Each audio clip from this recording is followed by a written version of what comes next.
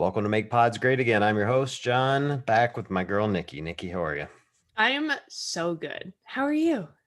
I know we're supposed to have the illusion that this just like we're doing this on a different night, but we literally just recorded a podcast like 30 seconds ago. And so Nikki's had enough of me already for one night. No, not true. I'm in a very good mood because I like scarfed down dinner real quick in between our podcast episodes. I'm full, I'm happy to Just see shoving you food down your mouth hole. We in my know. mouth hole. You know how it Yes, goes. I know. I did the same thing. Say the second we hung up, I'm like, all right, where's the food? I gotta eat something Uh-huh. real quick. Uh-huh. That's how it works. So we're on the second of our dad's episode. This one's really fun because it's the dad of our other bestie. So those of you guys that listen know that anytime Nikki's not on, Steph Chung jumps in and subs. And Steph has done several games updates with me on Instagram Live and just an all around great person. So we decided to ask her dad, George, or Papa Chung, as Nikki refers to him, to come on. George, how are you? I'm good. Thank you for having me on. Well, we're excited to have you on. You said you were nervous beforehand, but I got to tell you, as a girl dad, I got two girls. This is way easier than raising daughters. So there's nothing to be nervous about. Absolutely nothing. Well, if I say anything embarrassing, I'm just going to catch hell for it from Steph for like the rest of my life. So. Oh, nope. So no pressure. Totally. Definitely not. We'll cut all that. If you guys hear weird edits, it's because we were like, we're going to save George. We're going to save him. Don't let him go and put it in the show. But see, mine don't give me hell when I say embarrassing things. They're still at that age when they just roll their eyes at me. I think they're just so used to it at this point. Like they're 17 and 19 and almost 20 and 18. And they just roll their eyes. They're like, oh, there he goes again, But I also haven't really embarrassed them on this podcast yet, and they don't listen at all. So it's probably coming. I know. So George, I'll start with just chatting about Steph, because obviously, as John mentioned, she's just so near and dear to our hearts and very familiar to this podcast. But what has it been like for you watching her journey? Because I know she started out in CrossFit like any of us, walked into a gym one day and Jerry Paulson was just saying on our last episode when we were done recording that it was with Tim in his gym originally while she was at Cornell that she started. And then she, making it to regionals, making it to games. We're in the last chance qualifier this season. Like, what has that journey been like for you as a dad? It's been a wild one. My wife, Kathy, she's always said that our kids take us places. And Stephanie certainly has. She's always been very competitive. As you probably know, she started out as a gymnast. Yep. So we've traveled around New England for all our competitions, and I gotta say, as getting older, watching more and more of your own children's competitions, there's a little growth involved. First you're just nervous and you want them to really do well, and then later just you kind of mellow out and just say, they're going to be fine.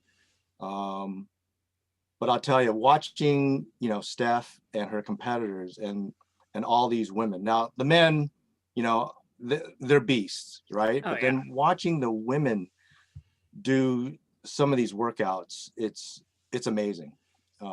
Just in awe. And so there's a part of me coming back where I'm a little fearful, as a parent, like, oh my gosh, I hope she doesn't get hurt or, so part of that has come back. But the competition, just watching it from the stands, I'm thrilled. I couldn't be more proud of Steph and her accomplishments. Well, it would be easier if she could stop just giving us all these heart attacks. I know she's the comeback kid for a reason, but we got 2018 regionals where we're all biting our nails and crossing our fingers. And then Granite, obviously, where she had that elbow injury in event 1, and we're all just like, come on, last chance qualifier spot, come on. Okay, so this is the part where she's probably going to kill me. All right. Okay, so, bring it on.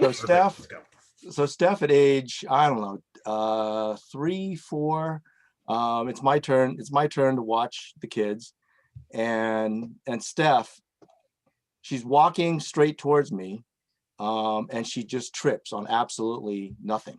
All right. So very comical. She didn't get hurt or anything like that. But then she says, I want to do gymnastics. And that was the last, sport. that I think that she could probably do, because she just trips her on her own feet. But she did, obviously, she did very, very well, right? So it just amazes me. Like you said, that 2018 Meridian regionals, Kathy and I were there. We met a fantastic group of women from Switzerland. They had their own, the owner was there, and it was a whole box that came with them. And I guess they were followers of Steph. And then when they realized that, you know, who Kathy and I were, it was great. Every day they came early, they watched everything, and they came early and they reserved seats for us. They're yelling at us from the stands, you know, it's like, we got seats up there. So that was our first taste of like, wow, what a community, what a great community CrossFit has. And just watching the whole competition with that group cheering us on. And eventually the whole section figured it out, because they're telling everybody, they're turning around saying, you know, these guys, you know, these are the parents. And then everyone started rooting. And for Stephanie to have that comeback the way she did, that I'm glad we were there, that we witnessed that. So that goes down in history as like one of my all-time favorite CrossFit moments. If you guys don't know what we're talking about, because that was a little bit ago, go back and watch the video from the 2018 regionals. It was, what's the last event?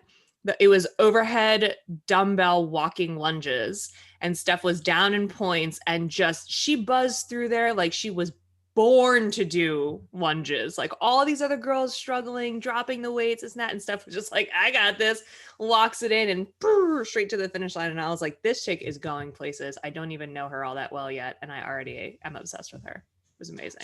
So it's a difference between being there and watching the live feed, because sometimes the live feed they'll show you what you want, but being there live, you see the whole arena. So it was really that moment where you can see most of the women there were taking breaks. There were, I guess the terminology is going broken. There's segments that you have to complete, and if you fail on one segment, you got to repeat that whole segment again.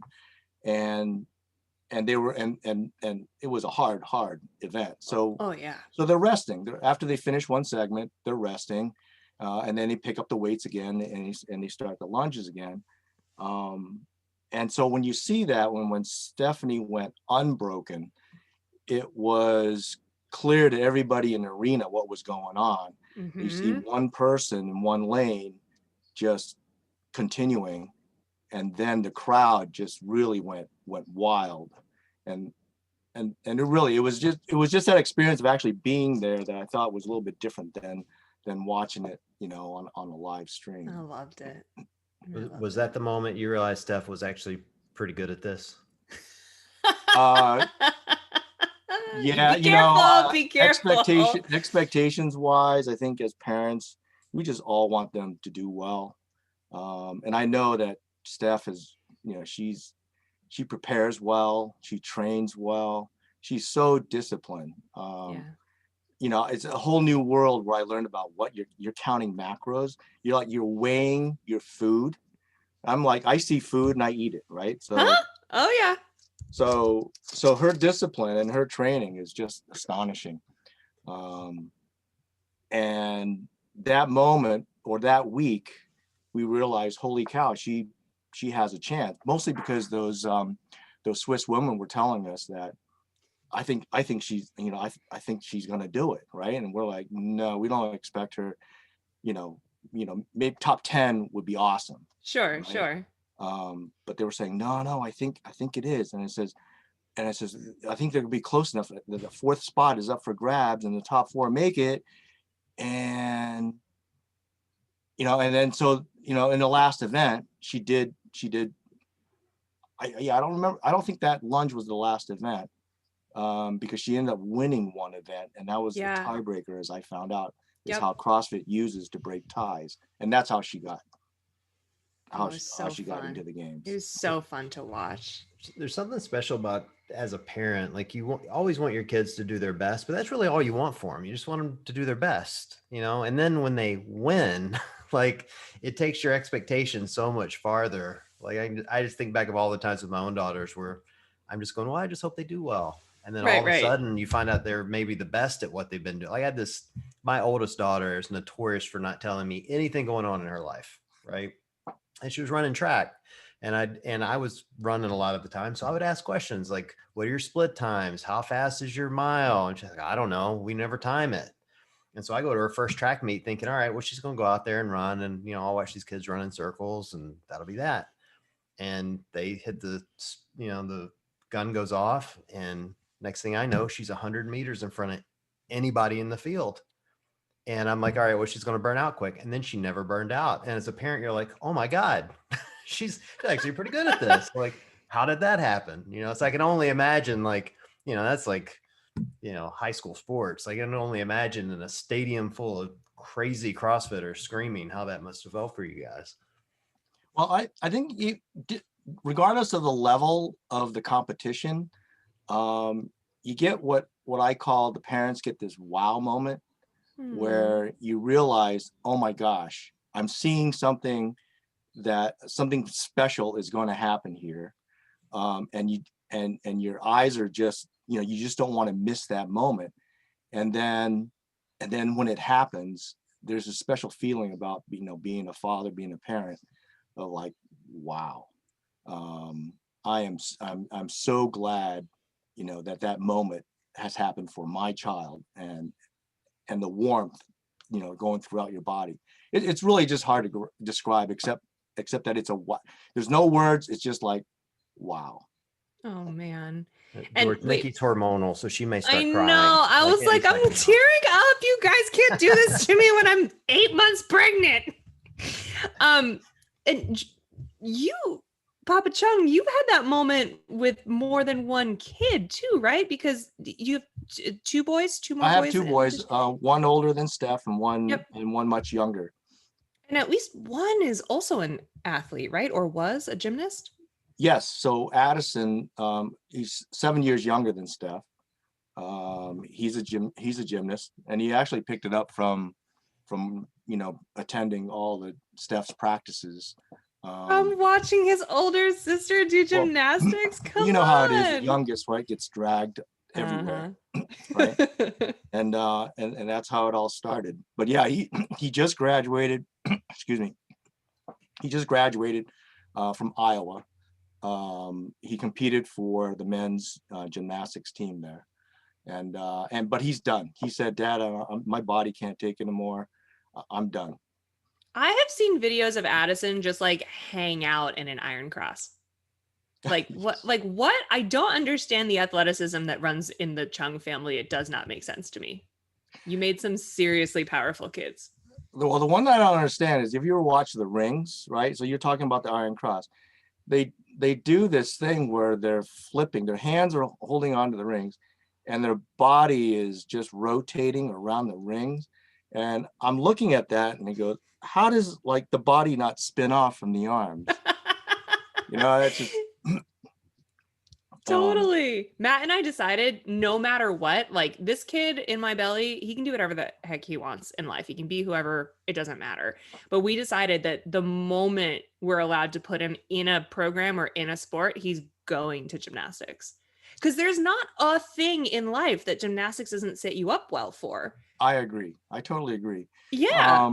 The fitness that you go through to become a gymnast, even if you don't continue on, to the highest level of gymnastics, your body and your discipline is going to be ready for any sport that you pick up. Right. Exactly. Even just like the body awareness that it teaches little kids. That's kind of where I'm like fundamentally start, because I did dance as a little kid and it set me up really well. It totally messed me up when I was a teenager, but it set me up really well, with like balance and body awareness and starting to build muscles in the right places. So that's like where we're going to be at. And then I want to put them in hip hop dance classes because that's going to make them cool. Don't make little Axel do hip hop. Come on. Come on. Great. But sports like gymnastics, you're right. Sports like gymnastics, there's other sports too, where it's 95% training and 5% competition. Mm-hmm. Those are the ones I feel like, the kids who go through those programs, they really understand discipline, training, the hard work. Yeah. That's involved in just in the few competitions that they do. CrossFit is similar. It's training all year round. Competitions are far and few in between. Now my other son, Corey, the older boy, he was more in the mainstream sports. He never did gymnastics, but he was a football player, the baseball player, and watching. So the sports are different. The team sports versus the individual sports, like, maybe CrossFit, individuals and gymnastics, a little bit different, I think, because there's teammates involved. So you're relying on your teammates and you're trying to do your part. So Corey had a way different experience. He's always been involved in teams that that had teammates either to rely on him or he relied on his teammates. But he was also, a very good athlete. I would actually say that he's probably in the Twitch muscle arena. He was probably the most elegant or the most graceful, I think. Just very smooth. He made, all the sports, right? Athletes make difficult movements look so easy. Right? Totally. Almost at a disservice to themselves, don't you think? Like we look at them and we're like, oh, okay, I could do that. Yes.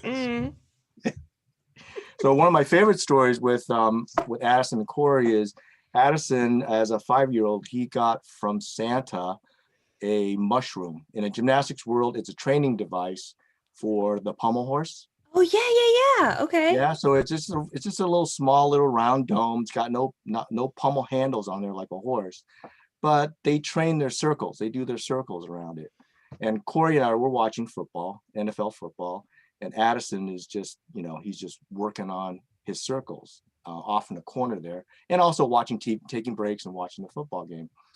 And then Corey makes a sleight of hand comment. He just goes, "That doesn't look so hard." And I turned over to Corey and I said, "What did you just say?" And he goes, "That looks kind of easy." Like, "Oh, okay." And then I said, "Well, you know what? Why don't you try it? Why don't you try it?"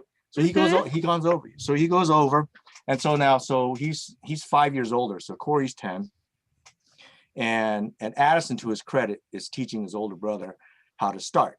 Because he's trying to figure it out. He sees Addison, he can't quite get it. So Addison's like coaching him, like, here's how you would start. Get your arms in this position, and you want to swing, and then, all right. And so Corey practices, and he's falling off. So finally he goes, "Okay, Dad, I'm ready." And he goes, how many circles you want me to do?" And I said, "Corey, just do one." And he goes, "Oh, okay." And just start small there, buddy. Come on. By the way, Addison was doing 90. He was trying to get to 100, over 100, because his coach had a competition in a couple of weeks on who could do the most circles unbroken on a horse. And he said, "I'm trying to get to 100, right?" Okay. So I said, "Corey, just do one." So he's trying it, and he's flipping off, and the more he's unsuccessful at it, the harder he tries. You can see he's getting up quicker, trying again, and finally he gives up, and he sits on a couch next to me, exhausted, and he goes, "Dad, that's a lot harder than it looks."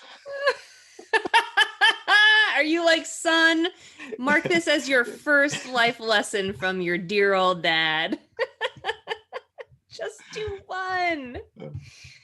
Oh, that's a good one. Well, so now go ahead, John. Well, I was going to say, it sounds like all your kids are really driven. And I think that's one thing that we love about Steph. Like, a lot of people don't know, besides the fact she makes CrossFit look so effortless and she's incredibly fit, but she's still studying. Like every time I talk to her, she's like, "Oh, I got to go study now." And, this drive that she has, is that just inherent to your family, or is that Steph specifically? She just crazy driven, like we continually see from her? Well, that's definitely Steph. She sets her mind to something, and then she'll go out and get it. We as parents, right? We just want to give them opportunities, kind of like, if you kind of show them what the values are, of being a good citizen in this world. I think you've done your job as a parent, and you give them as many opportunities as you can to see if something sticks, right? Because there's nothing more, I think, more valuable than having your child find a passion, right? And when they do, then you know that you really don't have to motivate them a lot. That motivation is going to come from themselves. I think, and Steph does that. Yeah, it's been easy. All we just try to do is we just encourage, be positive. And that's all it takes. John, your girls are like that too. They find these things and they dig into, they're the coolest like young girls that I know because they like just dedicate themselves to whatever it is that they're working on. Well, I mean, it sounds like George and I have kind of the same philosophy. I mean, that's just what you have to do. You raise your kids to be good people.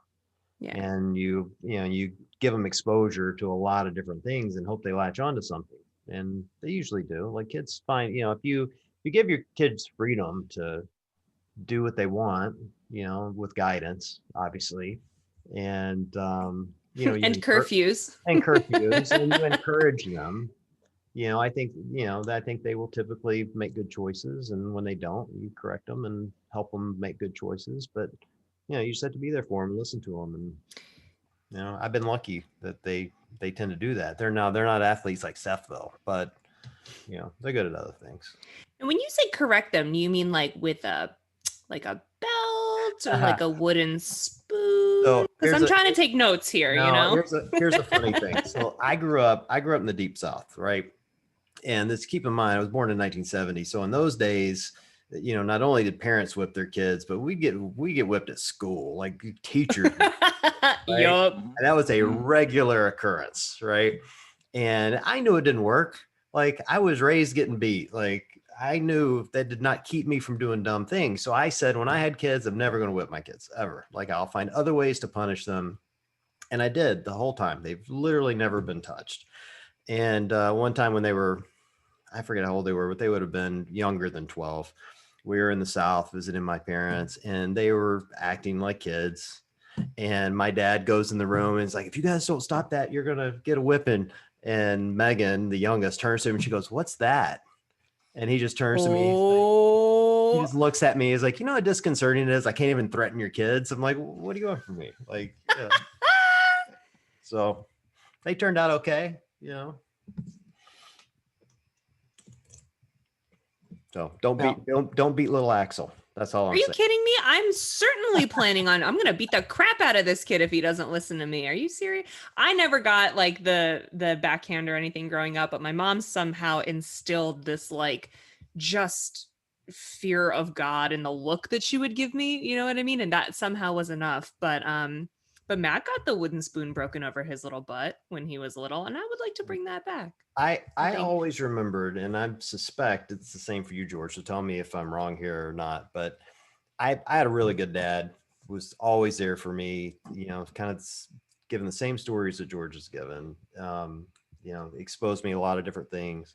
And I was always more hurt by disappointing him. Yeah, of course. Than the whippings.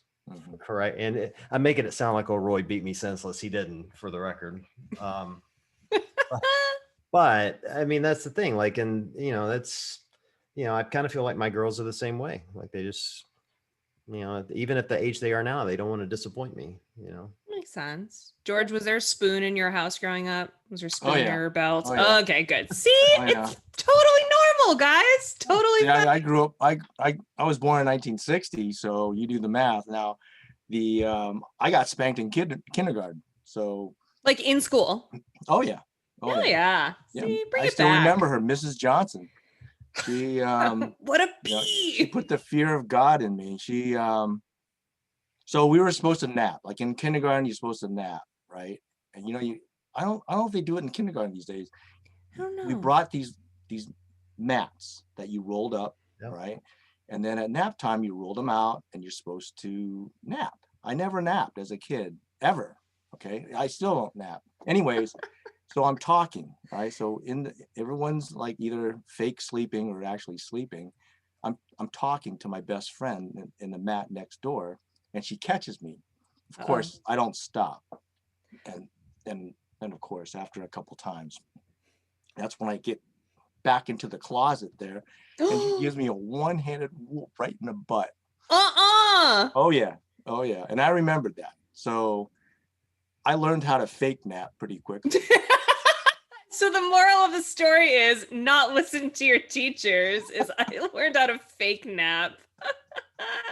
Raising kids in those days is far different than what you're going to deal with. Well, I'm trying to bring it back is what I'm trying to say. Bring back the good old days. I got beat by my teachers in middle school. Like seventh. I remember this is absolutely true. 7th grade. I was playing on the 7th grade basketball team. And I was a baller, by the way, in case anyone's wondering, but we were shooting free throws. It was like practicing.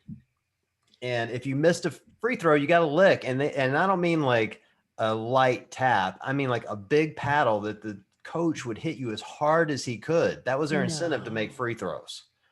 You can't even make this up.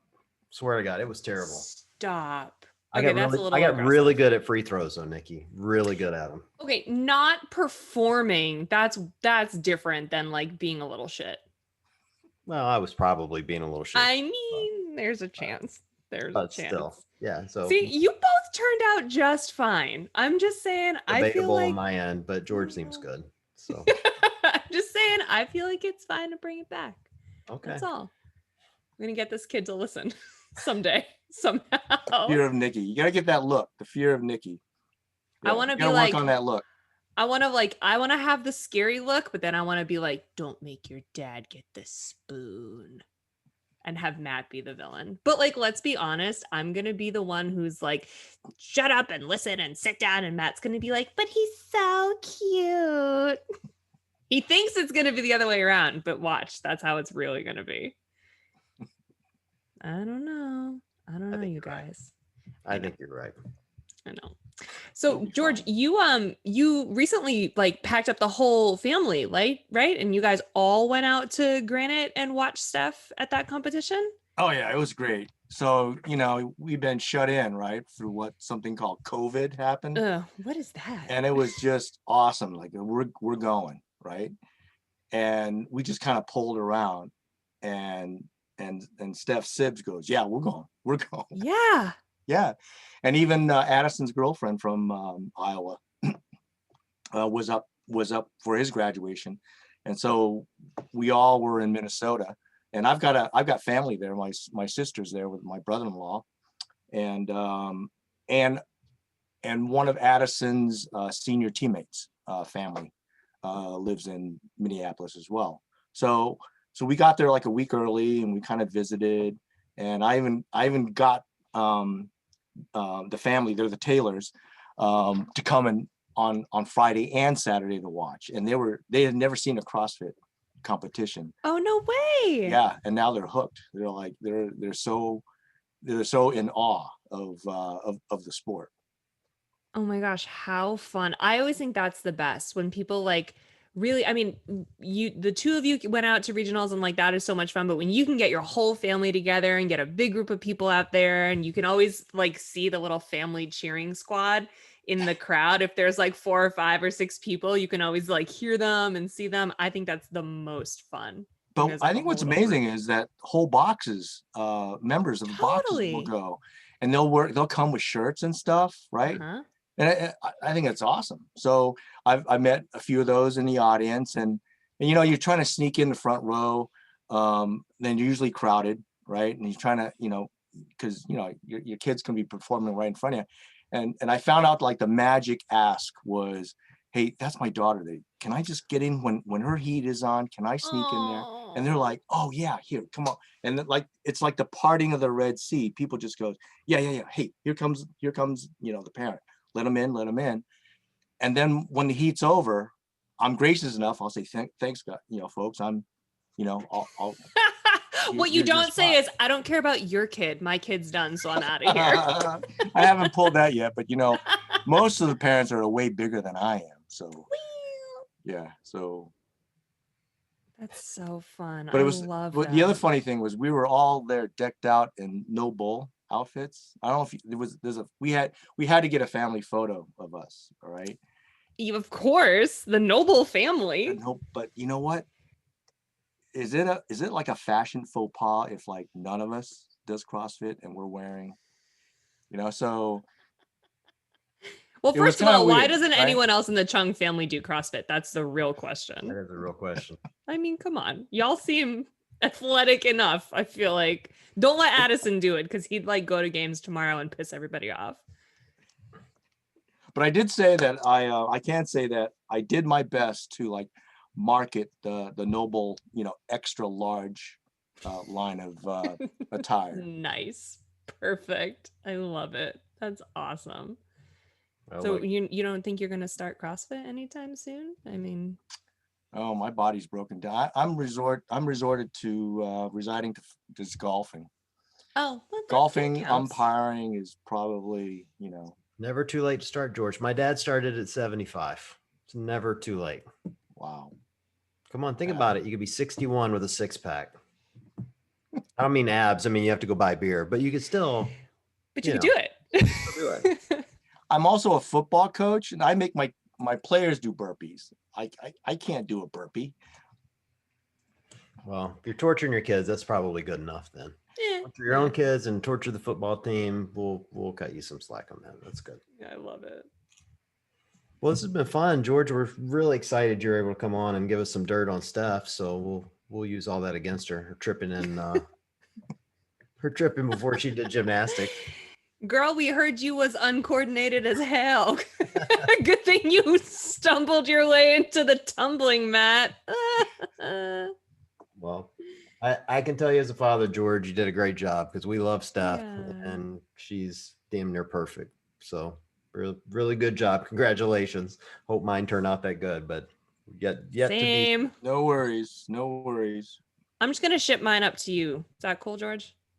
Here you go. Teach him how to be. Thanks. You'll do fine. No one gives you a handbook on parenting, right? So no, I keep looking for one, but I can't find it. You'll be fine. We got to do, we'll have to do like new parent classes, John. Like you'll have to teach me on the podcast or via Zoom or something, because I keep trying to find them around me and they're all virtual, which I understand because we're on the, the tail end of COVID. But I was really hoping for some like in-person class so someone can teach me how to swaddle because I didn't know what I'm doing. Someone help me. So we'll have to do some new parent classes on the podcast. Swaddling was never my strong point, but I got really good at ponytails for a while. Okay. Really good at ponytails. That was my thing. Cool. So got to do that when you're a girl dad. Got to learn to do it. So, all right. Well, George, thanks for joining. Thanks for having me. This was fun. Anytime. And Nikki, great to see you again. 5 minutes later, of course. Likewise. All right, everyone listening, we appreciate you guys joining us, and we will chat with you all soon.